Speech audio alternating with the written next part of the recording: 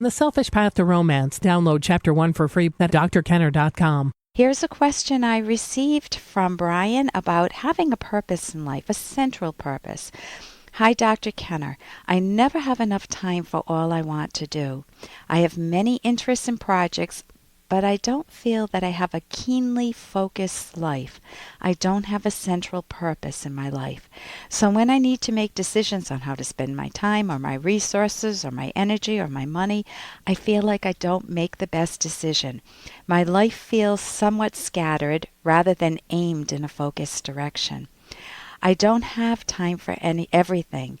How do I identify what I love most in life? How do I identify a central purpose in my life? I want to make sure that I don't just choose something just based on gut feelings.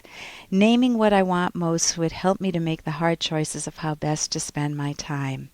And then he has two questions. What methods are there for discovering and stating explicitly what you love in life, a central purpose, and this means a career? What happens if I shift my purpose as I gain more knowledge or as a major life change occurs? Well, you'd use the same methods or similar methods. So let me go through the methods. When you're trying to find out, what do I want to do with my life? How do I want to spend my life? Many people just look at the range of the moment and they say, oh, you know what, there's a job down at the grocery store, maybe I'll get that. Or Dad's got this business and I don't like it, but you know what, I'll go into it. This is your life. Those types of decisions, unless you're desperate for money or there are some extenuating circumstances, if you have the option to look at alternatives and to find out what you love in life, go for it. So how do you do that? Well, you want to start tracking, what do I like in life, or what have I ever liked in life? Like if I had another life to live over again, I love ideas, so I'd probably go do the same thing I'm doing now, which is a good signal. But I love rational ideas. I love promoting those. But I also love dance. I love dance, and I would have taken more dance as a young kid. Well, I can't do that now, but I can enjoy dance now. But dance is secondary to my career. So my central purpose is that I'm a psychologist, and I have things that integrate around that, a practice and a talk show, a book. So things coordinate. That's integration. That's what you want in your life. So Brian, you want to ask yourself, what do you love in life? You know, what's your current career? Are you in the ballpark? If you're doing something, let's say that you love journalism and you've always loved journalism, but you also love skiing and you would love to own your own ski resort and have a business at the ski resort. Those are going to be hard to meld. Some careers are easier to meld. So you're going to try to figure out, which do I love most? Because one of the hard lessons I've learned in life is, hey, I got to interrupt this because we've got to pay some bills. 30 seconds, that's it. A very quick ad, and then Ellen will be back. Do you ever feel overlooked in your romantic relationships? Well, when it comes to love, sometimes it's good to be selfish. Find out why in the provocative book, The Selfish Path to Romance. Being selfish means valuing yourself, so your partner will value you. Discover the secrets to keeping yourself front and center in your relationship and building a romance that will last. Find The Selfish Path to Romance by Drs. Ellen Kenner and Edwin Locke on Amazon or at selfishromance.com. That's The Selfish Path to Romance on Amazon or selfishromance.com. So you're going to try to figure out, which do I love most? Because one of the hard lessons I've learned in life is, I, Ellen, can't have all my values. I can't spend all my time dancing. I can't spend all my time writing a book. I can't spend all my time with my hubby or my kids. You want to get what is almost trite nowadays, a balance, but that's true.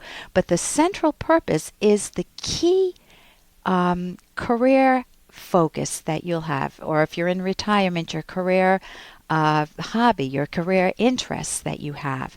Interest is more accurate there. So number one, list all the things you enjoy doing or have ever enjoyed doing and still are candidates. And it may only be a list of 5 things. It may be a list of 20 things. Then ask yourself a series of questions. What has held my interest over the years? All of us have been in activities that we like at some point in our life. Maybe I liked bowling once. I don't like bowling now. But it changes, so I wouldn't want to own a bowling alley.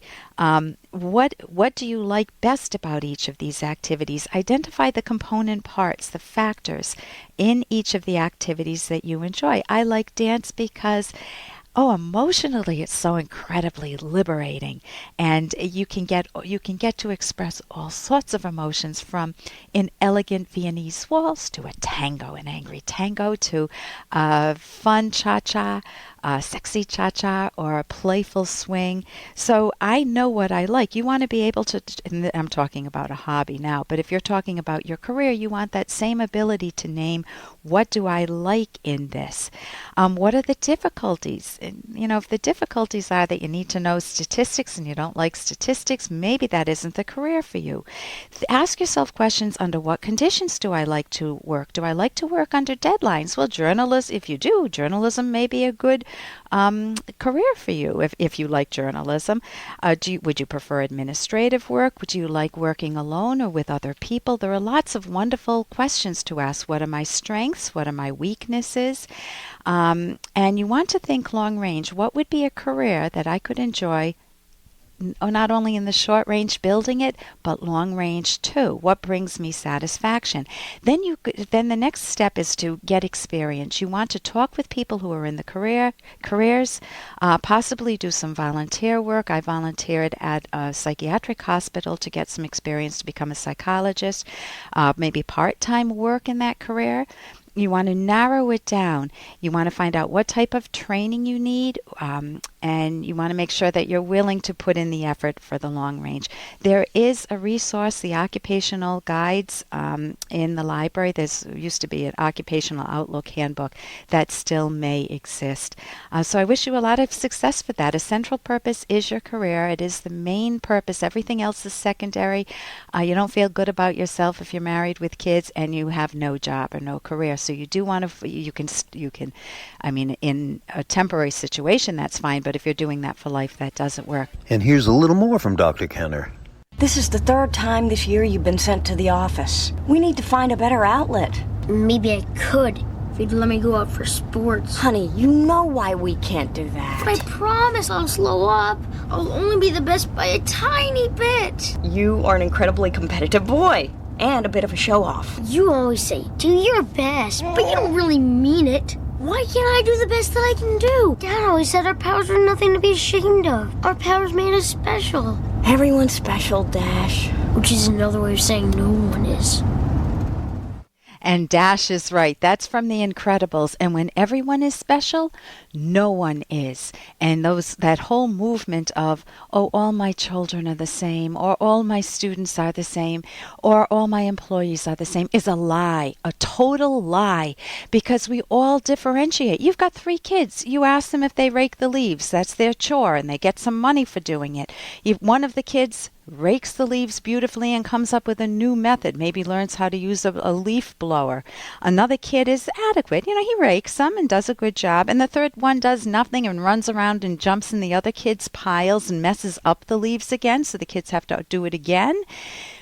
Who do you reward? Do you say, you're all equal and I have $6 and we'll give you each $2?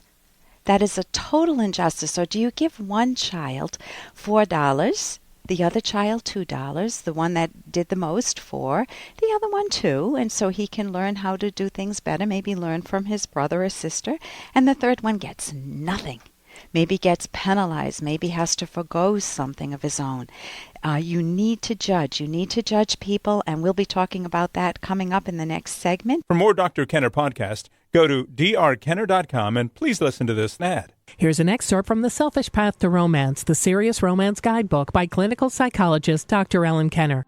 The bond with an ideal romantic partner is the most intimate bond you can experience. A business friend might respond to your business expertise, a golf friend to your golfing ability, a socializing friend to your personality. But only a romantic partner is able to know your total self, including not just your body, but also the most intimate aspects of your soul. With a romantic soulmate, you get a mirror of yourself that even a close friend cannot provide. When a partner tells tells you what he or she appreciates about your character. For example, saying, I love your warmth and sensuality. Or in actions, for example, responding to you emotionally and intellectually, your partner provides you with a unique and priceless psychological mirror. You can download Chapter 1 for free by going to drkenner.com, and you can buy the book at amazon.com.